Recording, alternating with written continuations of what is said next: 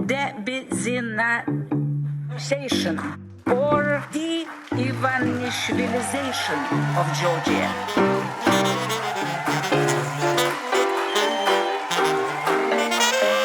What does it mean, de-oligarchization? It means de-Ivanishvilization or de-Ivanishvilization of Georgia.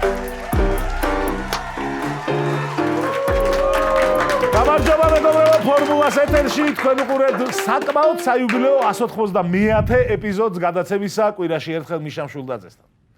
წინა გადაცემაში ჩემი წილი ხელები უკვე ვასავსავე ტრამპის ადმინისტრაციის სხვადასხვანაირ განცხადებებზე. თუმცა 1-2 სავსავი დღესაც მომიწევს. ტრამპი დიქტატორმა ზელენსკიმ ჯობს სწრაფად იმოქმედოს, თორემ ქვეყნის გარეშე დარჩება. ტრამპის წარმომადგენელი კელოგი, ზელენსკი ომში მყოფი ერის მამაცი ლიდერია. რავი ძმაო, ან ჩამოყალიბდით. ან არ ვიცი გაგძელება, ჩამოყალიბდით ანუ. მოკლედ, ტრამპი ზელენსკიზე გაკეთებული განცხადების გამო გააკრიტიკეს ევროპელებმა, ამერიკელმა დემოკრატებმა და ტრამპისტების ნაწილმა. ზელენსკისა და უკრაინის ტრამპისეული დახასიათება ყველაზე სამარცხვინოა, რაც ამერიკის შეერთებული შტატების პრეზიდენტს ოდესმე გამოუთქვამს. განაცხადა ტრამპის ყოფილმა მრჩეველმა ჯო ბოლტონმა. ისე თითქოს მევაძლევდით რჩევებს ტრამპს. რავი ძმაო, ჯო, შენი დარიგებული კაცია. დიქტატორი უწოდო პრეზიდენტს, რომლის ქვეყანაც ყოველდღე იბომბება, ცინიზმს მოითხოვს. ეს ჩეხეთის პრეზიდენტმა პეტერ პაველმა თქვა. ისე ომს თავი დავანებოთ პუტინსა და ზელენსკიზე საუბრისას. ზელენსკის უწოდო დიქტატორი, რავი, მართლა მოხერხება უნდა. არასწორი და საშიშია პრეზიდენტ ზელენსკის დემოკრატიული ლეგიტიმურობის უარყოფა. ეს ოლაფ შოლცმა თქვა. მხარს უჭერთ დემოკრატიულად არჩეულ ზელენსკის. ომი პუტინმა დაიწყო. ფინეთის პრეზიდენტი ალექსანდრ სტუმბა. პასუხს არ გაგცემთ. ნინო წილოსანი. შეკითხვაზე არის თუ არა პუტინი დიქტატორი. პასუხს არ გაგცემთ. ანუ ასე დავაგდა, რომ ტრამპი ფიქრობს, რომ ზელენსკია დიქტატორი, ევროპა ფიქრობს, რომ პუტინია დიქტატორი, ნინო წილოსანი თავს იკავებს. რაც სხვათა შორის სერიოზული პროგრესია. შეგახსენებთ 2022 წელს ნინო წილოსანმა განაცხადა, თუ არ ჩავთვლით ოკუპაციას, არ მახსენდება ისეთი შეურაცხყოფა, რაც უკრაინის მთავრობისგან მოგვადგა. აქედან 2 წლის თავზე ნინომ თავი შეიკავა განცხადების გაკეთებისგან, რაც ნამდვილად დიდი პროგრესია. ჩემი აზრით 2027 წელს, ანუ 2 წელიწადში უკვე ჭკვიანურის თქმაც უწევს. კრიტიკის შემდეგ ტრამპმა თავისი განცხადების გამოსწორებას სცადა. ტრამპმა თქვა, რუსეთი უკრაინას თავს დაესხა, მაგრამ ანუ მოდი მაგრამამდე წავიკითხოთ. ტრამპის განცხადება ნერვები რო არ მოგვიშალოს, ჯობს რომ მისი განცხადებები მაგრამამდე წავიკითხოთ. ხო, ჯონ სნოუ კი ამბობდა რომ ყველაფერი რაც სიტყვა მაგრამამდე არის ცხენის ნეხვი. მაგრამ ნუ ტრამპის შემთხვევაში იქნებ პირიქითაა. მაგრამამდე ამბობს სწორ რაღაცებს. ნუ ჩვენ ეგრე დავიმშვიდოთ თავი. რუსეთი უკრაინას თავს დაესხა, მაგრამ განაცხადა დონალდ ტრამპმა. მიუნხენის კონფერენციიდან დაბრუნებულ სალომე ზურაბიშვილს აეროპორტში სუსის აქტივისტებმა კვერცხები დაუშინეს. ამ ამბავში ყველაზე ტრაგიკული იცით რა არის? წინა გადაცემაში არც კი გვითქვამს, რომ აეროპორტში გახარიას კვერცხები ესროლეს. რატო არ თქვით? რავი, არ გაგვიკვირდა. ანუ ისეთი არაფერი, რაც ქოცებისგან გაგვიკვირდებოდა. მაგრამ რავი 70 წლის კაცს კვერცხები ესროლო, ეს გაგვიკვირდა. ეს ახალი სიღრმეა. გილოცავთ ქოცებო, ჯერ კიდევ შეგძლებიათ ჩვენი გაოცება. ნახდათ არ მეგონა, რამე ისეს თუ იზავდით, რაც გაგვაკვირვებდა. კაი 2-3 წელი იქნება თქვენგან აღარაფერი გავკვირვები. სანამ ჩვენი გაოცება შეგიძლიათ, ესე იგი თქვენი შეაძლებლობები არ ამოგიწურავთ. ამიტომ გთავაზობთ რუბრიკას ჩვენი მოგონილი ჭორები. დიდი ხანია ჭორები არ მქონია, ალბათ იმიტომ რომ ძალიან რთული გახდა რამე ისეთის გამოგონება, რაც რეალობისგან ისე აცდენილი იქნება, რომ სასაცილო იყოს. მაგრამ მაინც ვცადოთ. შეგახსენებთ, რომ ნებისმიერი დამთხოვა იქნება შემთხვევით. თურმე ზარქუას Deep State როკ ჯგუფი გონია. Coldplay, Deep State, Queen. თურმე მოსამართლეების სიმწირის გამო ადმინისტრაციული სამართლის საქმეებს მღვდლებიც განიხილავენ. აეროპორტში ნასროლი კვერცხის არიდება 5,000 ლარით დაჯარიმდება. დაკვალიფიცირდება წინააღმდეგობის გაწევად. თურმე ჩრდილოეთ კორეა საქართველოში 50,000 დოლარის ინვესტიციას გეგმავს. თურმე დგებუაძის ლოყა ისე ღაჟღაჟებს, რომ კოსმოსიდანაც ჩანს. თურმე ყაველაშვილის ძალიან ეწყინა ბაიერნის კონფერენციაზე, რომ არ დაპატიჟეს. თურმე ხარებას ბოიბენდის ყოლია, გედედეს ბიჭები. თურმე ბიძინა ივანიშვილი ქალ მოსამართლეებს ნაკლებად ენდობა. თურმე ჩრდილოეთ კორეა ქოცებს 1000 ცრუმოწმე პოლიციას გამოუგზავნეს. აუ ჩამოვლენ, მოიტყუებიან წავლენ. თურმე ოცნება ახალ კანონ პროექტზე მუშაობს, რომელშიც არ გვეტყვის რა წერია.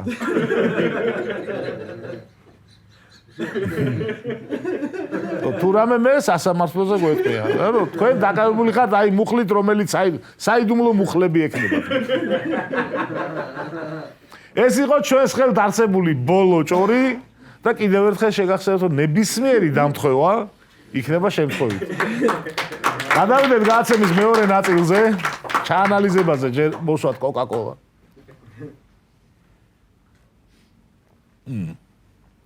დღევანდელი ეპიზოდის შესაანალიზებელი თემა Deep State.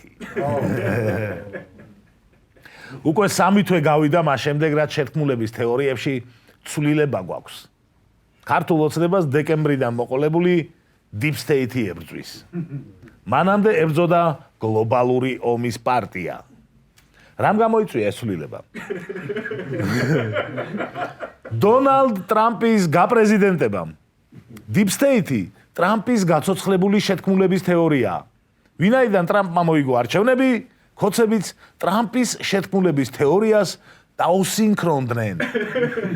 ასე ეპრანჭებიან ტრამპს.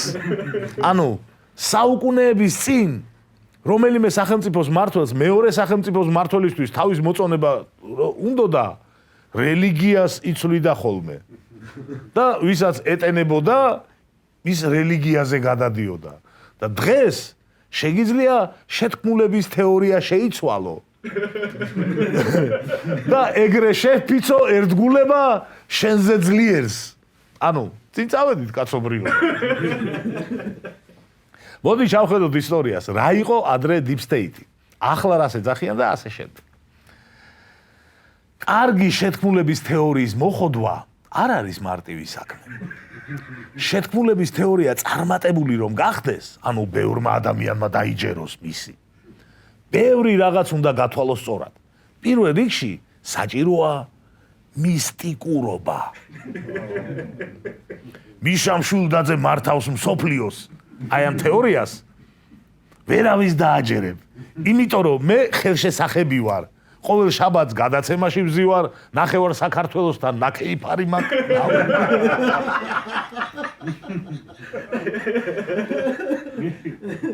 რა დროს მართავ? გლობალური ომის პარტია მართავს მსოფლიოს. ოპა. ვინ არიან ამ პარტიაში? არავინ იცის. გასაიდუმლოებულია. აი ეს უკვე საინტერესოა. ეს ბიძინამაც კარგად იცის. გახსოვთ, რამდენი წელი არ ვიცოდით, როგორ გამოიყურებოდა. სადღაც ვიღაც მითიური კაცი არსებობდა, რომელიც ჩვენსავით გადაიცვამდა ხალხში, გადიოდა და სიკეთეებს აკეთებდა. როგორც კი გამოჩნდა და შედი ქალო ბუტკაშიო თქვა, ეგრევე ჩამოინგრა წლობით ნაშენები მითი. ვიღაც უინტელექტო, ცუდ იუმორიანი, სამკუთხედი კაცი შეგვჭა.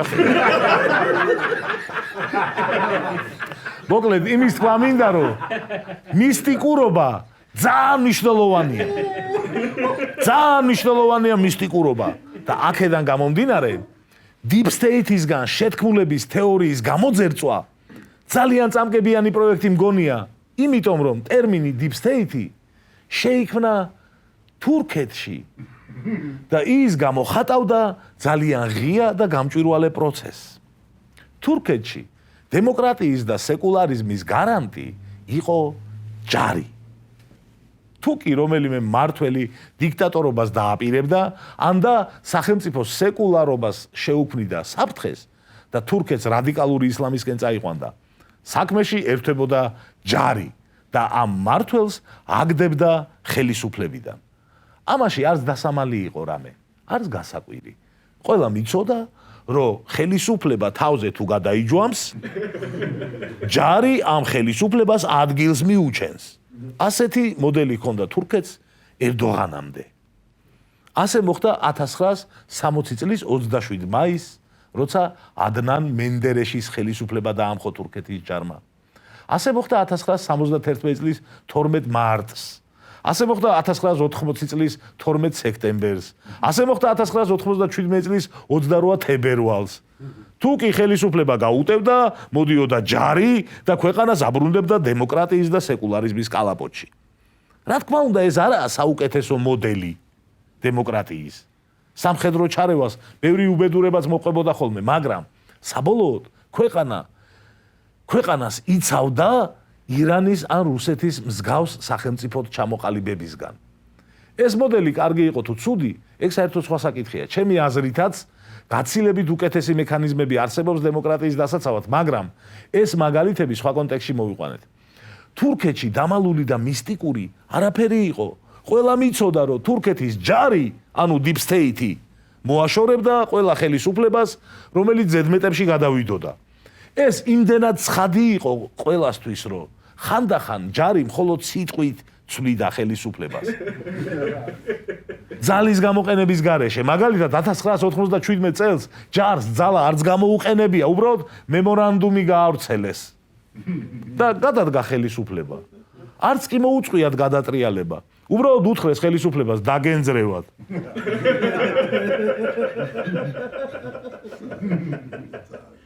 და გადადგა ხელისუფლება. ანუ მარტო სიტყვით გადააყენეს მთავრობა. რავი, 90-იანების ენაზე რო ვთქვათ, პენისი მიადეს და მთავრობას კაი შემიწავალო. ისტორიაში ეს ამბავი შევიდა როგორც პოსტმოდერნული გადატრიალება. პოსტმოდერნული. სრული ამბავი ასეთი იყო, რომ 1996 წელს ნეჯმეთი ერბაქანის ხელმძღვანელობით რეფაჰ პარტიზი კეთილდღეობის პარტია გახდა პირველი ისლამისტური პარტია, რომელმაც მოიპოვა მთავრობის ფორმირების უფლება. მისი პრემიერ-მინისტრობის პერიოდში ერბაქანმა წამოიწყო ინიციატივები, რომლებიც აღიქმებოდა როგორც სეკულარიზმის პრინციპების დარღვევა. თურქეთის შეიარაღებული ძალები, რომლებიც თავს სეკულარიზმის დამცველებად მიიჩნევდნენ, შეშფოთდნენ ერბაქანის პოლიტიკით. 1997 წლის 28 თებერვალს პიროვნული უსაფრთხოების საბჭომ, MGK ესე არის, გამოსცა მემორანდუმი, რომელიც მოითხოვდა მთავრობისგან სეკულარული პრინციპების დაცვის უზრუნველყოფას. მიუხედავად იმისა, რომ მემორანდუმი არ იყო პირდაპირი სამხედრო ჩარევა, ერბაქანის მთავრობამ იგრძნო ძლიერი ზეწოლა და საბოლოოდ 1997 წლის ივნისში ერბაქანი იძულებული გახდა გადამდგარიყო. შემდეგ იყო სასამართლო და თურქეთის საკონსტიტუციო სასამართლომ გააუქმა კეთილდღეობის პარტია და მის ლიდერებს აუკრძალა პოლიტიკური საქმიანობა 5 წლით. კეთილდღეობის პარტიის გაუქმების შემდეგ მისმა ყოფილმა წევრებმა ჩამოაყალიბეს ახალი პარტიები. მათ შორისაა სამართლიანობისა და განვითარების პარტია, რომელიც რეჯეფ თაიპ ერდოღანის ხელმძღვანელობით გახდა მმართველი პარტია თურქეთში. 2016 წელს ჯარმა ერდოღანის ჩამოგდებაც გადაწყვიტა, მაგრამ როგორც აღმოჩნდა, ერდოღანი მზად იყო ამისთვის. იცოდა ეს დღე დადგებოდა და იცოდა როგორ მოქცეულიყო. ჯარი დამარცხდა და ერდოღანიც აგერ უკვე 22 წელია მართავს. 22 წელია მართავს ქვეყანას. ის არის ქვეყნის ისტორიაში ყველაზე ხანგრძლივი მმართველი. ერდოღანმა დაამარცხა Deep State-ი. ოღონდ თურქეთში Deep State-ი არსებობდა ღიად. ანუ არანაირი შეთქმულების თეორია აქ არ ყოფილა. დღეს თურქეთის დიდი ქალაქები ოპოზიციურია და სეკულარულ თურქეთს უჭერს მხარს. ერდოღანი კი რელიგიურ გზნობებზე თამაშით ახერხებს რომ ხარდაჭერა შეინარჩუნოს რეგიონებში მცხოვრებ მოსახლეობაში. ეხლა ამ წინადადებაში თურქეთი ჩაანაცვლეთ საქართველოთი, ერდოღანი ბიძინათი. დანარჩენი იგივე. დღეს რას ნიშნავს Deep State-ი? დღეს ყველა ვისაც სამუდამოდ უნდა ხელისუფლებაში ყოფნა, Deep State-ს ეძახის ყველაფერს, რაც ამაში ხელს უშლის.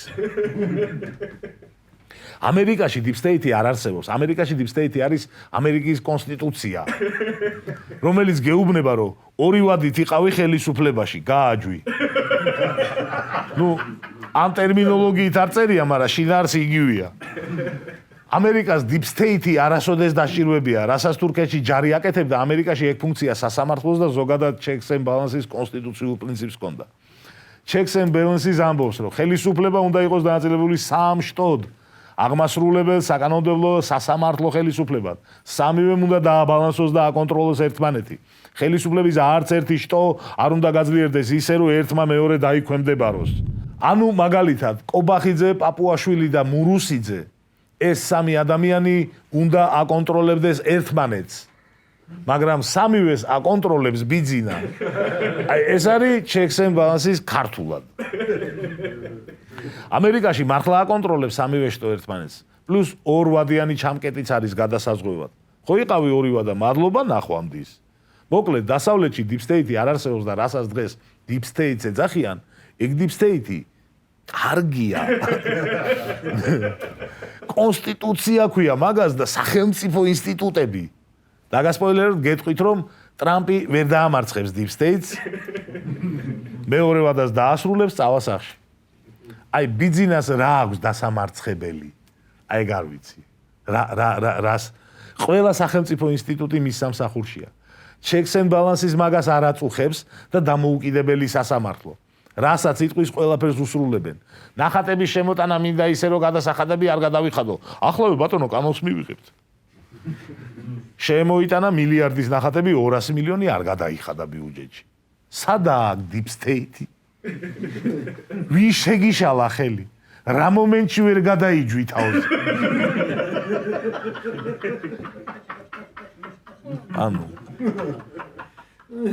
ტრამპმა რო იწუწუნოს კიდე მესმის რომ ხარ რომელ გადაწყვეტილებას უჩერებს, ხარ რომელი სასამართლო, ხარ რომელს და კოცებს რა გაწუწუნებ? ვის ებრძვით? ამერიკაში Deep State-ის შეთქმულების თეორიამ ვერ მოიკიდა ფეხი 2016 წლამდე. მანამდეც იყო მცდელობები, მაგრამ უშედეგო. 2017 წლიდან იწყება ამერიკაში Deep State-ის თეორიის აღზევება. QAnon არის ანუ კანონ ესე არის შეთქმულების თეორია და მოძრაობა, რომელიც 2017 წელს ინტერნეტში გაჩნდა.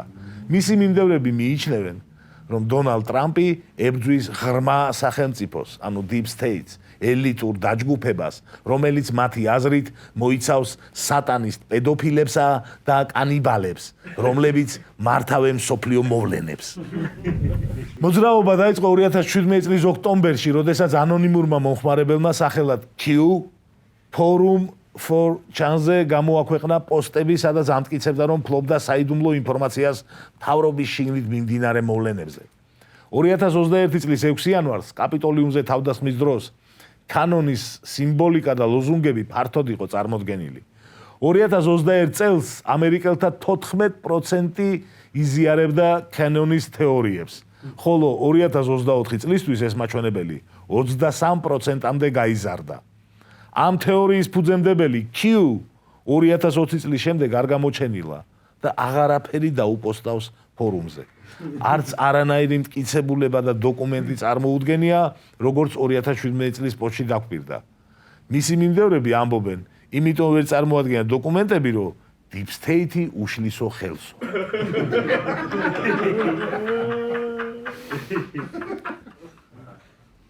კენონი მოძრაობა რომ რელიგია იყოს ამერიკაში მესამე ადგილზე იქნებოდა მიმდევრების რაოდენობით. ნიშნულოვნად გადააჭარბებდა იუდაიზმისა და ისლამის მიმდევრების რაოდენობას. თქვენ ახლა შეიძლება იფიქროთ რომ კანონის მოძრაობას იმიტომ დავცინი რომ ტრამპი არ მომწონს. რავი, მოდი ვნახოთ რას წერს იმედი ნიუსი 2020 წელს. კანონი შეთქმულების ყველაზე მასშტაბური თანამედროვე თეორია. ანუ ქოცებიც კი აღიარებდნენ რომ სიგიჟია შეთქმულების თეორიაა, სანამ ტრამპის ტობას გადაწყვეტდნენ. აბა ახლა ვიღა იტყვის კენოზე რომ შეთქმულების თეორიაა. ეხლა ცეკვავენ ვარსკვლავებში მიიწვევდნენ Q-ს, რომ იცოდნენ ვინა. მოკლედ, ასეა საქმე, რომ შეთქმულების თეორიების სიგიჟეების დეზინფორმაციის ეპოქაში შევაბიჯეთ. დეზინფორმაციასთან შეთქმულების თეორიებთან ბრძოლის ერთადერთი ვაქცინა განათლებაა. ვაქცინა გადატანითი მნიშვნელობით ანტივაქსერებს არ შეგეშინდეთ. დეზინფორმაციის ცუნამისგან ყველაზე ნაკლებად დაზარალდებიან ქვეყნები, რომლებსაც კარგი განათლების სისტემა აქვთ. დანარჩენები დავიჯერებთ ყველაფერ ყობას. მაგრამ ზოგიერთს გადაგვარჩენს ის ფაქტი, რომ ცოტანი ვართ. ყველას მივწვდებით, ყველას დაველაპარაკებით და გადავარწმუნებთ, რომ სისულელეები არ უნდა დავიჯეროთ. ეს გააცემა თავის მოკრძალებულ წვლილს შეიტანს ამ ამბავში. ეს არის პასუხიც მთავარ კითხვაზე, რომ ჩვენ რა ვქნათ, ჩვენ არ უნდა დავიღალოთ. ყველა შეთქმულების თეორია, ყველა ტყუილი, ყველა სიბინძურე უნდა ვამხილოთ.